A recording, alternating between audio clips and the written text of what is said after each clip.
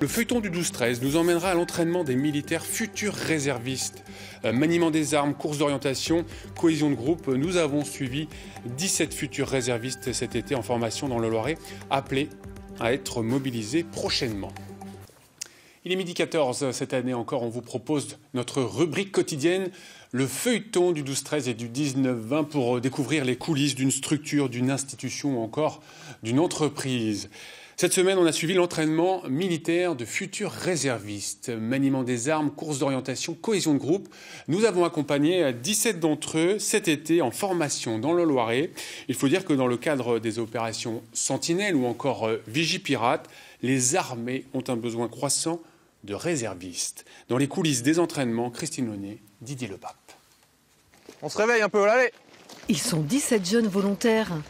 Les autres, on passe devant, là, allez. Prêts à intégrer l'armée de l'air comme réservistes. Ils viennent du centre Val-de-Loire, de la région parisienne de Perpignan. Et ils vont devoir respecter les valeurs propres à la vie militaire. Le drapeau, l'uniforme, la hiérarchie. Colonne, 1, 2, 3, on reforme les faisceaux ici. J'ai pas entendu? Oui, c'est ok. Bon. Et leurs 5 jours de formation se déroulent à la dure, sous la tente. Une tente qu'il leur faut monter au cordeau. À 45 degrés les sardines, les gars. Vous les alignez bien par rapport à une tente de base. Il faut leur apprendre la cohésion, parce qu'il ne faut pas oublier que c'est des jeunes qui sont issus du milieu civil. C'est de nouveaux militaires et donc des réservistes. C'est quelque chose qu'ils n'apprennent pas au quotidien et qu'il faut leur apprendre. Là, il y a 5 tentes alignées, il y en a 2 qui ne sont pas alignées, c'est pas normal. Il faut répéter, parce qu'un bon chef à moi dans l'armée, quand je me suis engagé, m'a toujours dit la répétition fixe la notion. Ça a quand même l'air d'être un peu sec. Hein. On fait avec, il y a des cailloux, mais on fait avec. Il y a l'ambiance qui va avec.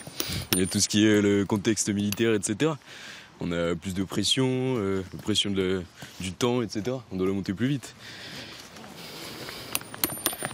Surtout à 2. Et surtout à 2, et en équipe, toujours en cohésion. Du côté de la tente des filles, on fait un peu avec les moyens du bord. Il faut savoir s'adapter à toute situation. Regarde.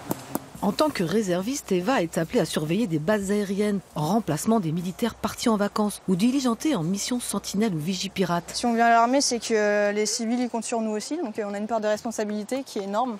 Notamment depuis les attentats de Paris en 2015, ils ont obligé les instructeurs à modifier le cursus de formation. Léa ?